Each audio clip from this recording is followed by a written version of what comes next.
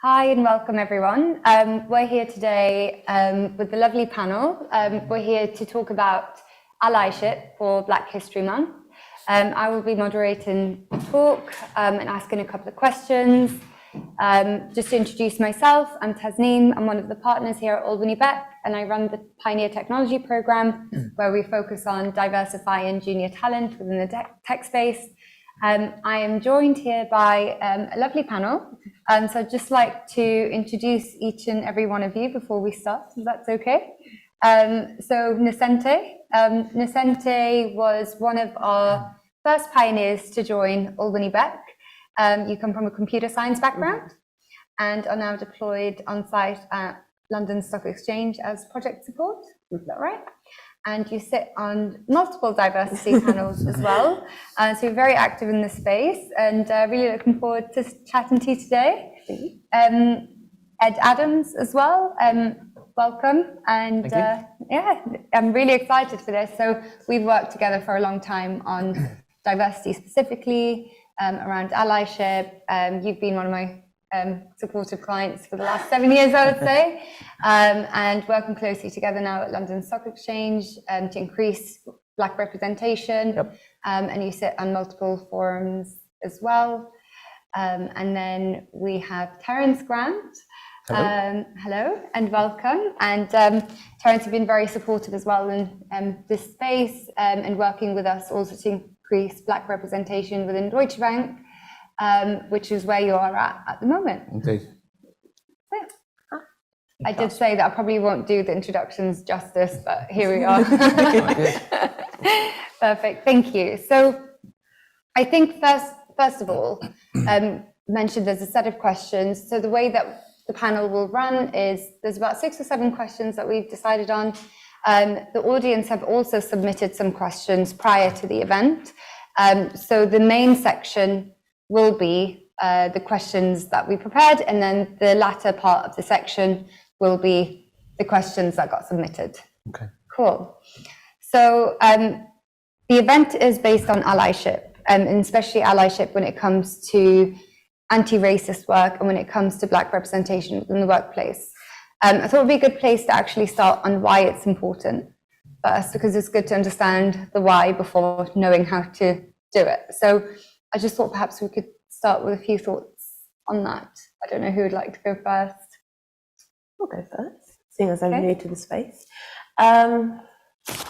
It's important because Black people have had a very long and hard history with structural racism and systematic racism. And to have the opportunity where you can have some sort of normality in life, which simply starts with a job, you know, a house, and just general facilities to live life, have generational wealth. These things are important, and having the representation in any company is encouraging for future generations. You know, I see someone like you, Tasneem, who is in an amazing position. And I think, you know what, I'll try it. And it's not that it's not going to be hard, but it is important to know that there is hope and that we deserve a life as fulfilling and as successful as any other kind of people. Yeah. Thank you. How do you follow that? Yeah. So I was saying to Terence actually just before we turned the sound and the mics on that I was sitting in a management team meeting recently in the area I work in. Unfortunately, our representation is not great. It is a predominantly male, white, middle-aged management team. And I think the challenge with that is that you get a certain type of viewpoint. You get a single viewpoint from a level of education that is relatively common and a level of upbringing that is relatively common to that class. And I think that you miss points of view, you miss ways to tackle problems, you miss opportunities, you miss threats, you miss challenges, you miss a diverse viewpoint as much as you don't have a diverse group of people. And I think, you know, bridging that and solving for that is hugely important. It's one of the reasons why I love to get involved, particularly with junior recruitment, with graduate hiring and internships, with bringing pioneers from companies like Company Beck in, because I think it's the best way to address it is by starting at that level and trying to bring junior talent up through the organisations to address the fact that at senior levels we still aren't particularly well balanced. Yeah. And I forgot to mention, actually, when I did the introductions, that Nosente, you sit in Ed's team at London Stock Exchange. She'll be my manager within a few years. I'm fairly certain of this fact. We should be all on it. Wouldn't be surprised. Yes. And Terence. Yeah, I think I'll pick up on 2 points. One, earlier mentioned by Nosente, one of the key words is normality. I think at Deutsche Bank, one of our key goals is to create an equal level playing field. So it's not just about whether we have black people working in Deutsche Bank or not. It's actually what's their experience like when they do work there. And again, picking up on Ed's point, it's around for individuals to feel, to bring their whole selves to work. It sounds a little bit like a cliche, but for individuals to bring their whole selves to work, they need to feel relaxed. I often give the example of, very often I'm the only black person in a room full of 100 white people, 100 white and Asian people. And I often ask my white colleagues, what do you think it would feel like if you were the only white person in a room full of 200 black people? How quickly would you be aware of the colour of your skin, the difference in your background and culture, the way that your history is and how you bring yourself to work? How quickly would it take you to tune into that if you were put into that position? And I say for many black people in the corporate environment, because the numbers are so dire, that's their everyday experience. Yeah. And so understanding the importance of creating that level playing field for the colleagues that are in and around you is of vital importance if you want to see them at their true best. And it's because of the opportunity to give a diverse point of view on all sorts of things that's important to every corporate organisation, that companies create allyship if they're going to have a successful journey to be able to see that. And that's kind of the example I always give. Yeah. Yeah, and actually it's a really good point, because one of the things that we wanted to chat about today, I think a lot of people talk about diversity when it comes to recruitment, but not many people are aware of the kind of structural racism which you touched on, the barriers to entry as well, but also not just the diversity element, but also the inclusion element, I feel often gets missed out, which is, I think, the lived experience, what you're saying, what it's like for a black person to be in a workplace full of white people. I think if we dissect that in two and start with perhaps barriers to entry and structural racism, because I think what we get from a lot of our clients when we're talking to them is, I just want to hire the right person for the role. And that can be quite dismissive, I think, unconsciously, because I don't think most people, I would like to think, are not thinking they want to, buy into structural barriers, but it's not often thought about. And to your point, what you were saying earlier, is not having that kind of perspective or that lived experience with that. So what would you say to the managers specifically, that when they are talking about diversity, they're really passionate about it, but then they continue to say, I just want to hire the right person for the job? What kind of advice would you have for that person? What would you perhaps tell them to look at or take into account when kind of saying statements like that? So I'll start, if I may. You mentioned the key term here, unconscious. The position that I think many managers find themselves in is a position of unconscious bias, which we work really hard, particularly at Deutsche Bank, to highlight. That's not because we want to name or shame anybody. It's important for all corporations to recognise the existence of that. And it's purely and simply down to, we all want to hire the right people, regardless of what they look like, where they come from. That's important to any organisation for commercial reasons, right? You want the best of the best, to give yourself the best performers, to give yourself the best results. That's normal. But that shouldn't unconsciously exclude an entire group of people because you are uncomfortable about how their name looks on a CV, or when they do finally turn up at an interview, you're not quite sure they're the right fit. and that's based purely and simply on how they look, right? We need to move away from that. 20 years ago, we used terms such as coloured in the workplace. It's unheard of now because we've learned that doesn't really include people. It's not really appropriate, and it doesn't really show that I'm thinking about or care about what I'm saying. And where the point we need to get to, and that's a very brutal example, but the point I'm saying is that we have changed, we have adapted, we have learned. And I think where we need to go is we need to build that learning into our everyday existence to remove some of the unconscious bias that might say, I'm not sure they're the right fit because they're black, or, you know, I'm not sure that they'll get on with the rest of the team because the team don't look like them. And again, we've done a great deal with gender diversity, and we need to learn from what we've done there. And I think it really needs to focus on that unconscious bias that exists in pretty much all corporations at the moment. Yeah, no, thank you.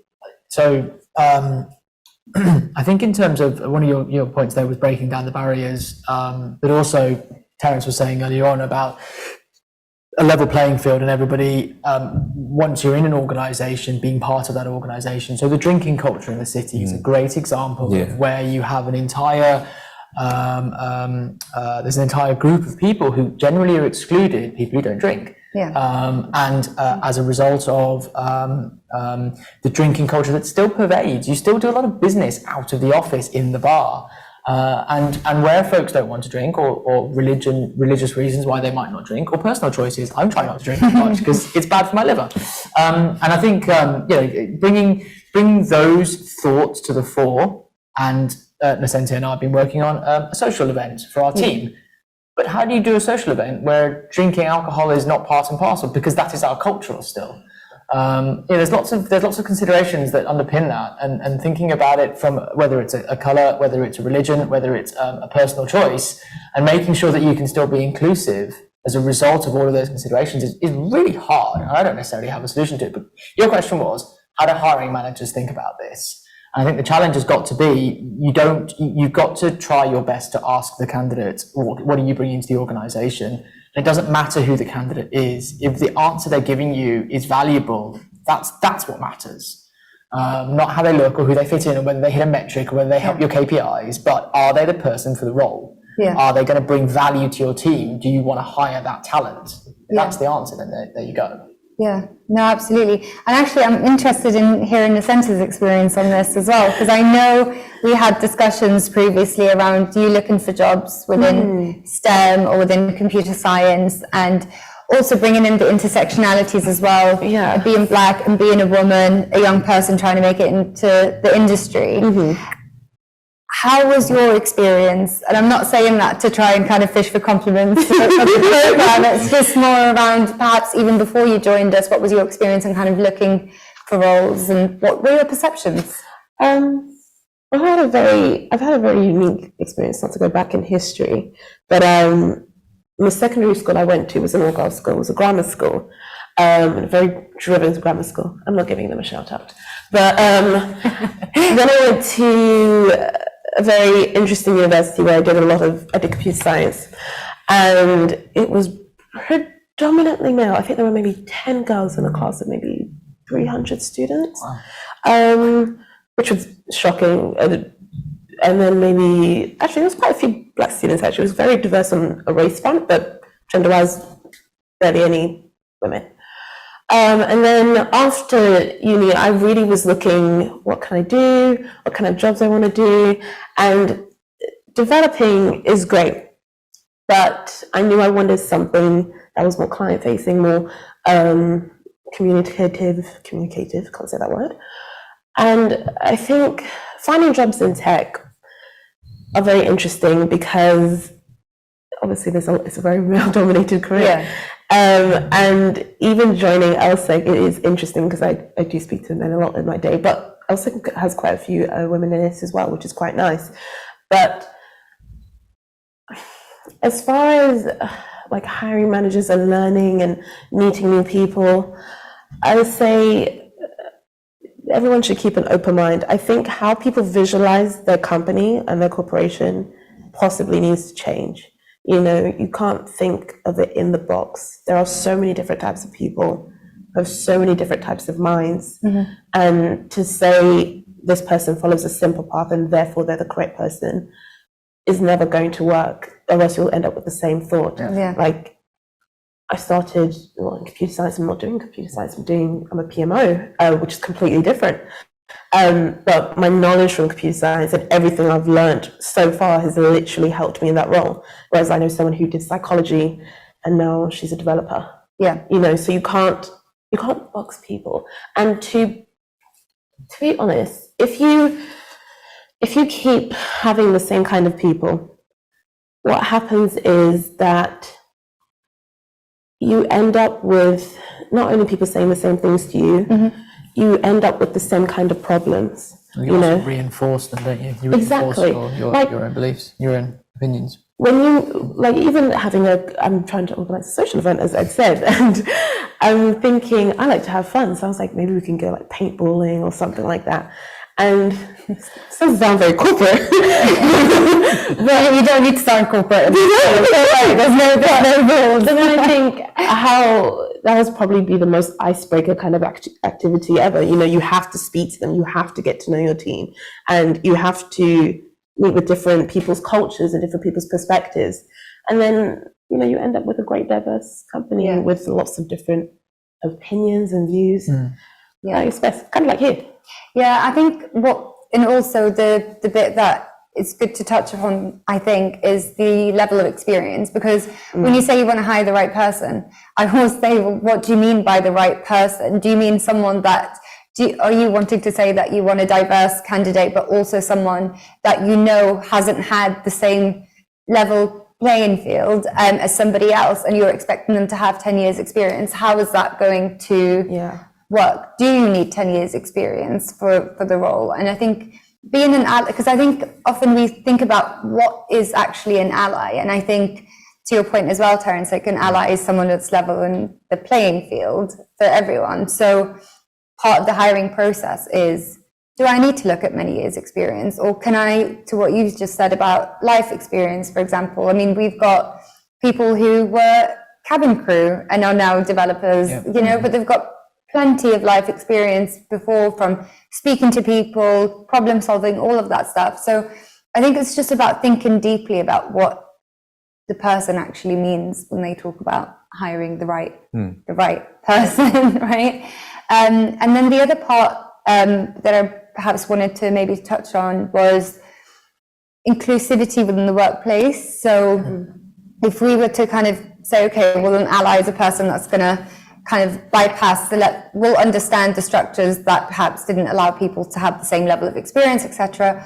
What happens when the people are actually in the place? What we've said about social events and things like that, but I think the feedback that I get from, and especially from a lot of Black consultants that we work with, is their biggest fear, I think, sometimes is not getting the promotions because they don't hang out with so-and-so on the golf club, such and such. I mean, we're moving away slightly from those cultures, but they're still very much there. And especially Ed and Terence, you've been in the industry for some time, without giving away how long you've been. Do you mind just kind of telling us a little bit more what you'd like to see from an inclusivity, and especially for Black heritage people in the workplace? It's a good question. I'm going to take you all back to an interesting meeting that I had with a young man, a lawyer who I met on holiday. We holidayed in Greece earlier this year, and we met this young man, and he for the entire world, he's very white. He looks white. He has a white name. I won't say what it is, but he has a very white name, first name and surname. And so to the entire world, he's a young white lawyer, a very talented young white lawyer. And he isn't white. His mother is from India, but he just looks very white. And so diversity issues are very close to his heart. And he talked to me about the fact his company have all of these great initiatives, and they talk openly about all the wonderful things they're doing about diversity.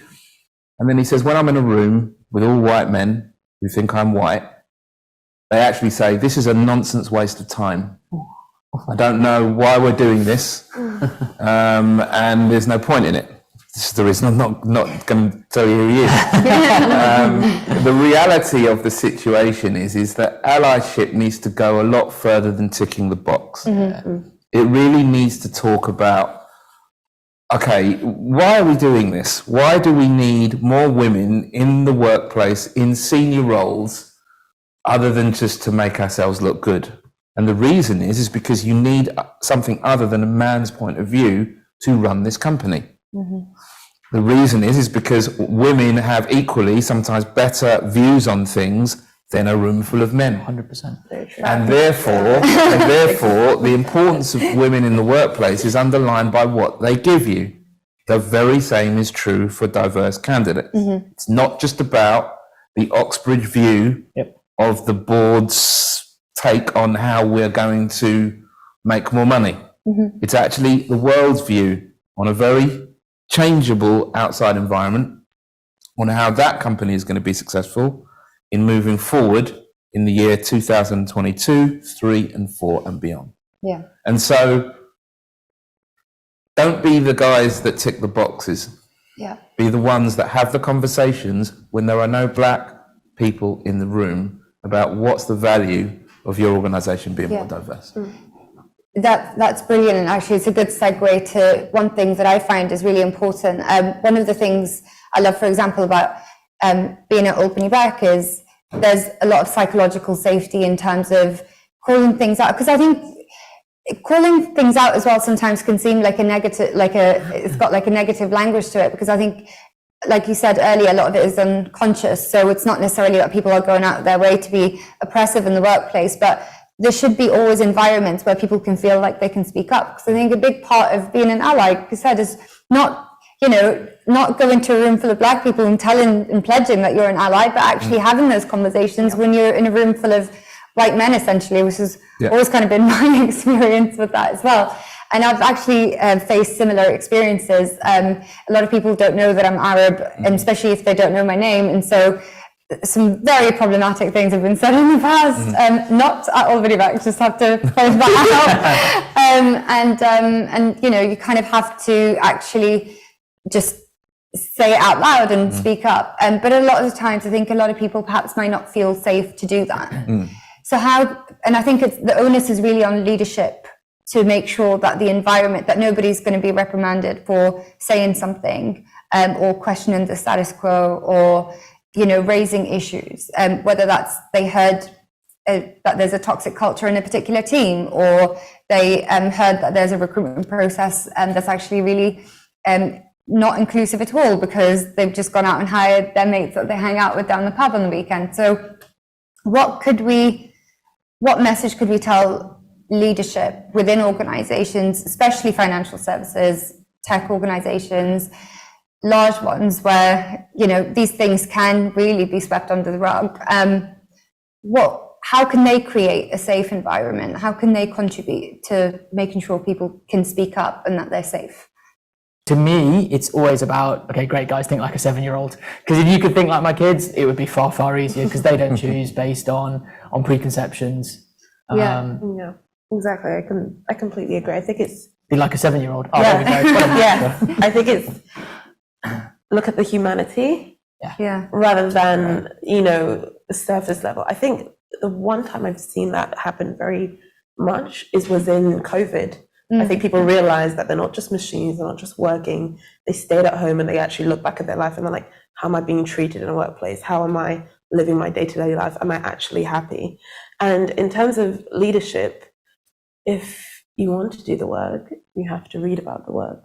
Go research, go look up the difference in microaggressions, the structural racism, the systematic racism, how people deal with their life. Like I talk to my friends sometimes and I'll say, when I used to work somewhere, I was like, they'll do this and this and this. And then I was like, yeah, but that was a Tuesday. And they're like, what? That's what you dealt with? And I was like, yeah, but you have to be empathetic. And I think after that, move past the emotion and be actionable. Look at how you actually treat somebody, why you're doing it, and would you be comfortable, as Terence said, would you be comfortable in the same position? Would you sit in a room full of white people and think, yeah, I could say my opinion and not possibly get fired because I'm opening my mouth? I can, you know, I can have a right here. I can make a stand. I can say no. And it's right. It's how you're raised. Yeah. And it's how you look at people. I wasn't raised to think I was less than in any way. You know, my parents insisted on it. They said, no, you are amazing, you are blessed. Not that we didn't have flaws, those were taken out. But you need to have self-worth and understand that you don't have to pander for fulfillment. You don't have to pander to be treated correctly as a person. So for leadership, just look back how you treated somebody and think, you know, if someone did this to my kid, if someone did this to me, would I like it? You know. Yeah, because you never know. I think the education piece is really important, and there's a lot of resources perhaps we can share after that, because just coming to race being a social structure, for example, there's a great piece called The Invention of Race on that, and actually just that race being a social structure. So that's why children don't really kind of see it, because it's conditioned within us, within society. By the time we become adults, it's too late, really. Before moving on to some of the questions that got submitted to the audience, I just wanted to touch on one particular question that's really, I talk about it a lot to my clients, and that's mentorship versus sponsorship. And I always have these debates on what should come first. I have my personal view, but I just wanted to get yours before I give my own opinion on that based on my experience. Terence, do you want to? Yeah, sure. So one thing we're very conscious at Deutsche Bank, and I think a lot of organisations are, having spoken to a few of them in the past couple of weeks myself, over mentorship and under sponsorship is a real challenge. And a mentor, as we all know, will is a sounding board and will be there in terms of being able to listen to you and support you in any questions and queries you have, and represents a great safety net in terms of an individual's development. And all of that's admirable. And there's, I mentor several young people myself, and I have been a mentee, and there are real benefits in it. However, sponsorship is very different. Sponsorship is actually willing to put yourself and your career to a certain extent, but more importantly, your reputation on the line in the name of somebody's self-development or own personal development. It's around much more than simply being there for someone. It's actually about putting that individual forward and supporting their cause and their journey in the direction that they're traveling in. It's way wider and way more involved. And whilst the two aspects of support are equally important, one is not more important than the other, they are very different.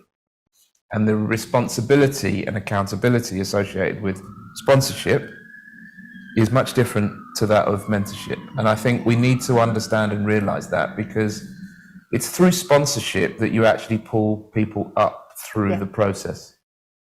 It's through sponsorship that you allow people, again, to bring their best selves to work. Again, I know that sounds like a cliche, and I'm not a fan of cliches, but the reality is you need people to be themselves, otherwise there's no point in investing in them.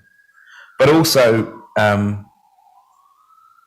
the accountability and responsibility around sponsorship is really around you representing that individual with whatever power and influence you have.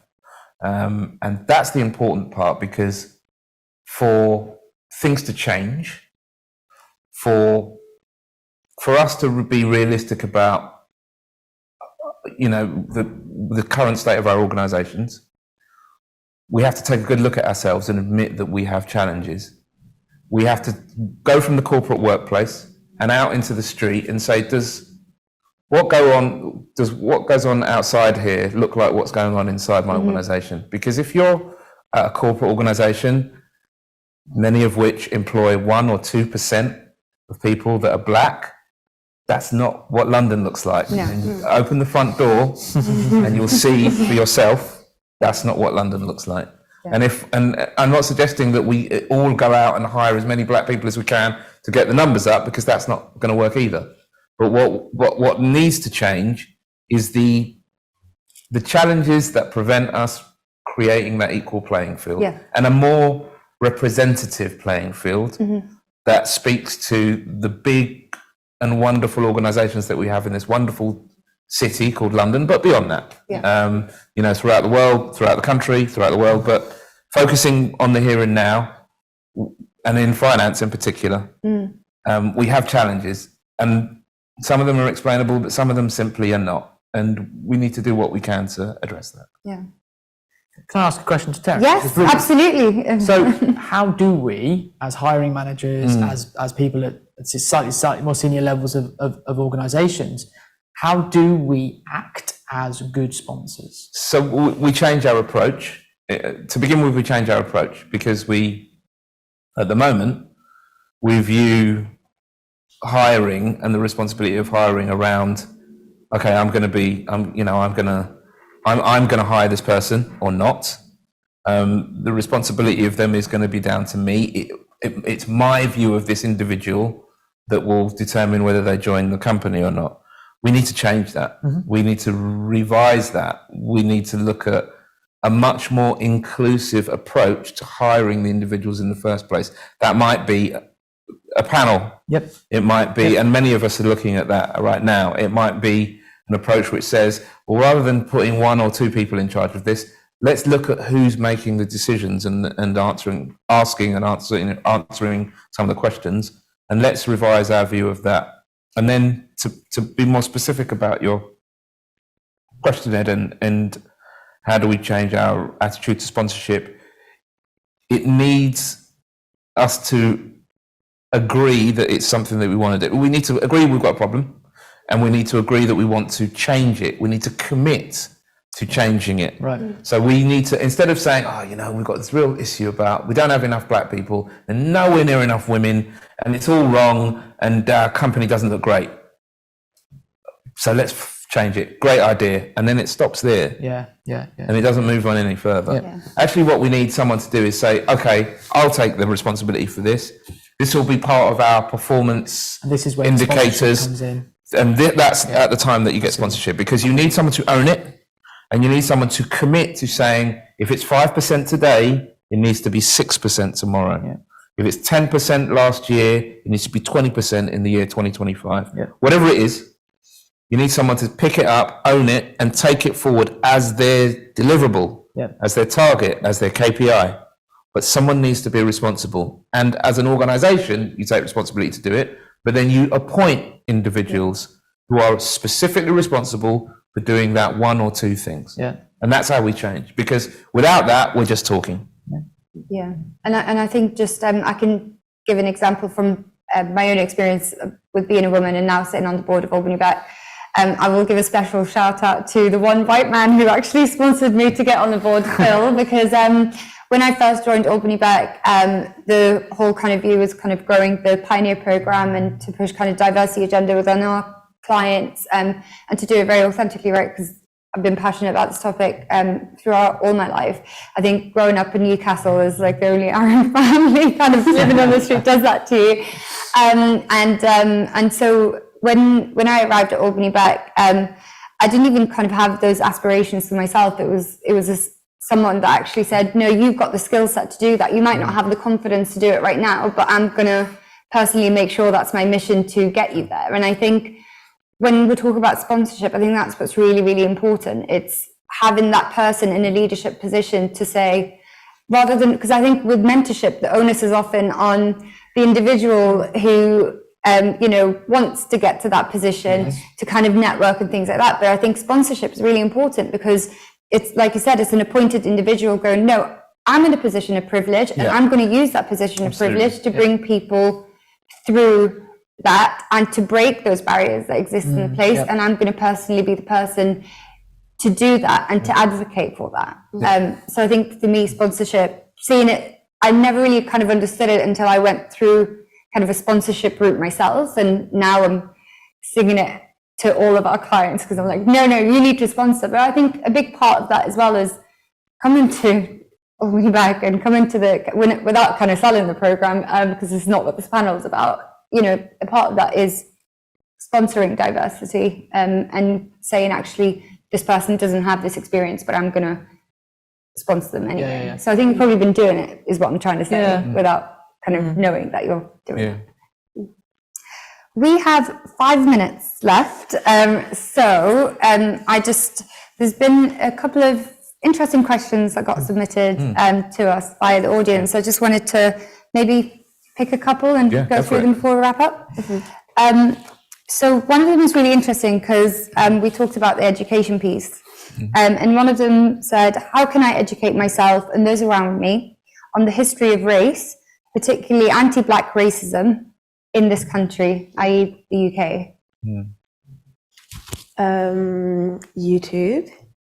That's interesting, because I think a lot of people are not the generation of YouTube that are probably listening. Can they please elaborate on that? There are some really, really good talks that basically very eloquently state the microaggressions, the acts of racism, so to speak, that Black people go through. Who else? There's Akala. There's David, I'm going to butcher his name, sorry, Allyship.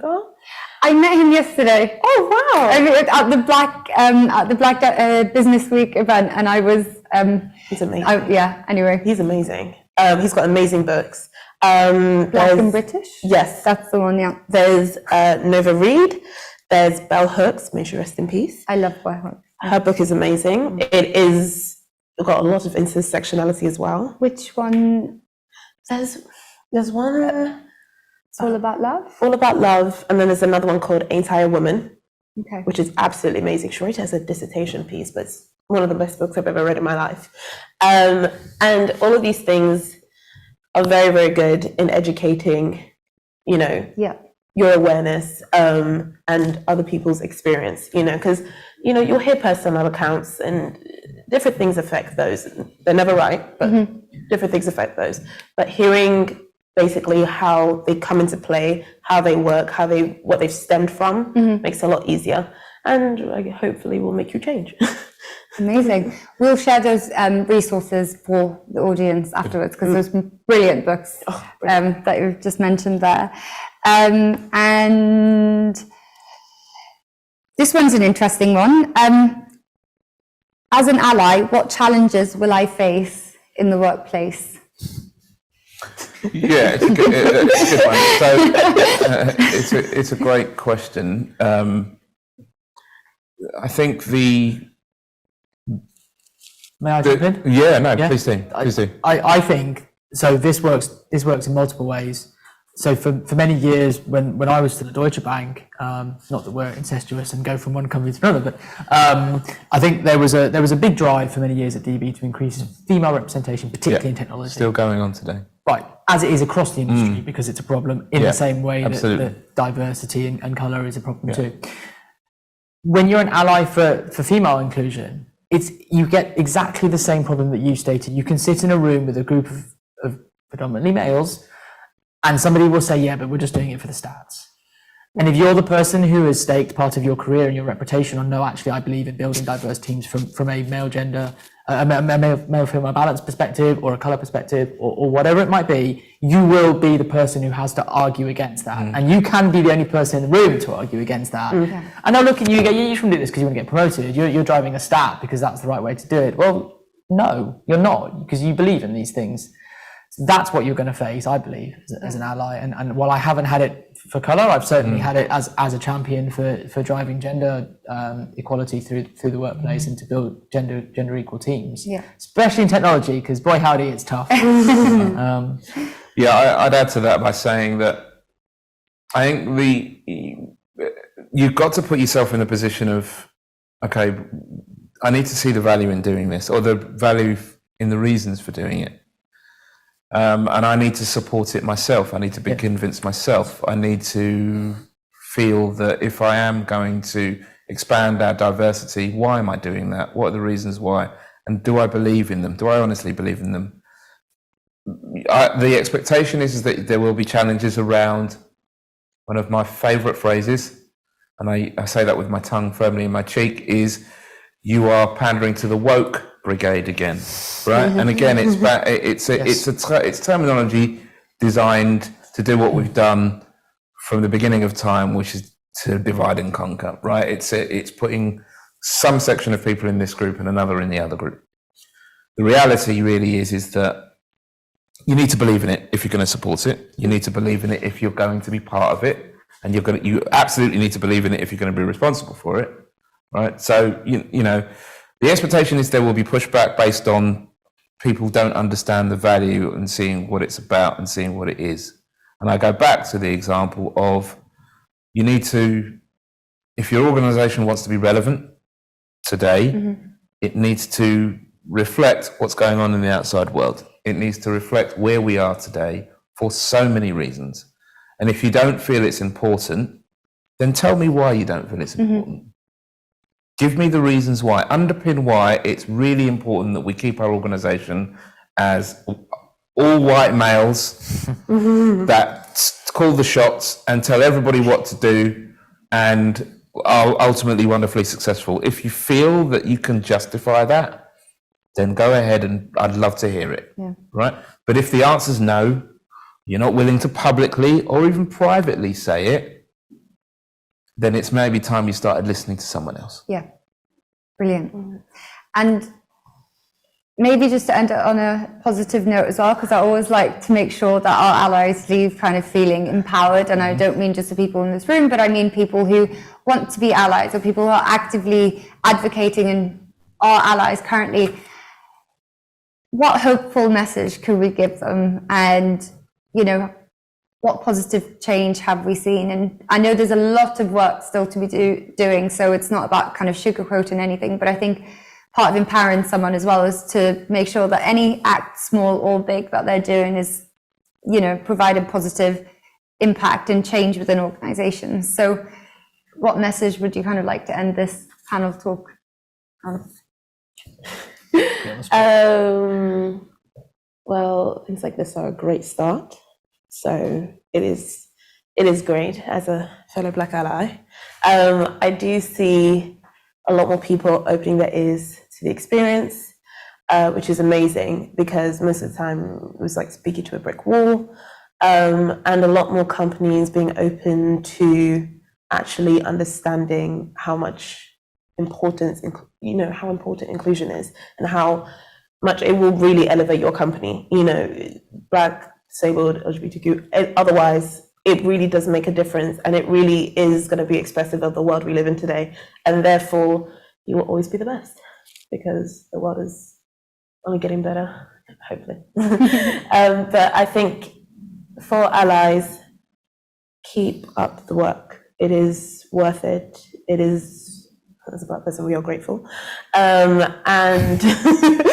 on behalf of the community. And it is. You never need to be grateful for people doing the work that we should have been doing for a long time ago. Very true. Very true. But we are. You know, it is, and it's a long fight, sometimes a lonely one. But it is great to know that there are people in our corner. So yeah. And it's rewarding because you have communities that you wouldn't have otherwise had access to. Yes. That's a beautiful thing. Exactly. You know. Yeah. You might meet Beyonce. You might meet Beyonce. Keep that in mind.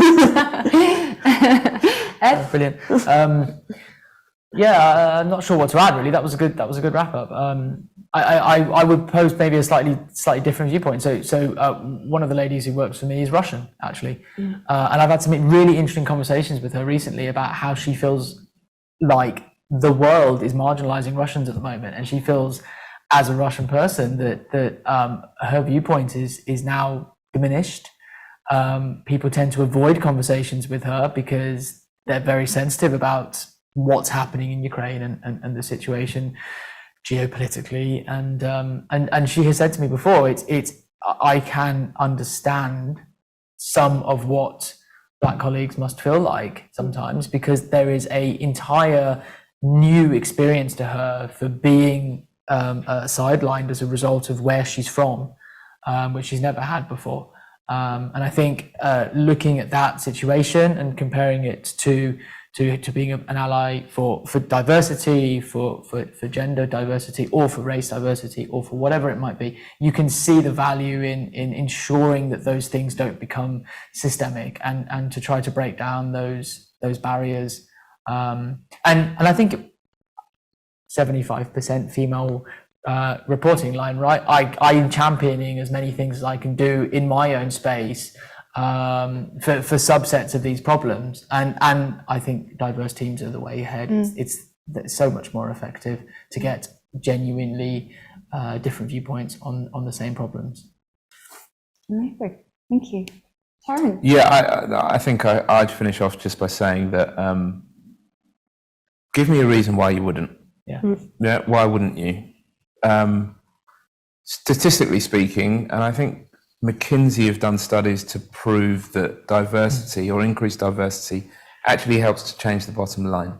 Yep. Now, with that in mind, and I guess more importantly, there being a clear reflection of organisations to recognise they need to change for whatever reason. A lot of us were brought here, sadly, because of the events of the summer that George Floyd was unfortunately murdered.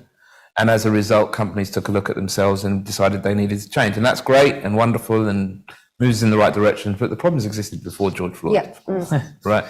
And I will assume that they will continue to exist long after his memory is gone. The point being is why wouldn't you?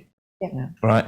There are no reasons for any organisation not to increase their diversity to help increase the experience of the people working there. But more importantly, and when it comes down to numbers, if it's going to help your bottom line, if it's going to help you make increased revenue, then there's really no reason why you wouldn't do that. Yeah. Thank you very much. You're welcome. That was brilliant. Thank you so much for being on the panel, and I look forward to having you on the panel again, just so you know. I'll be asking again, and it's been brilliant, and we'll share the resources after the session on the reading lists and everything like that. And also, just remember, speaking up, whether small or big, will always have an impact. So keep doing the work. So thank you. Thank you. Thank you, Tasneem. Thanks. Thanks.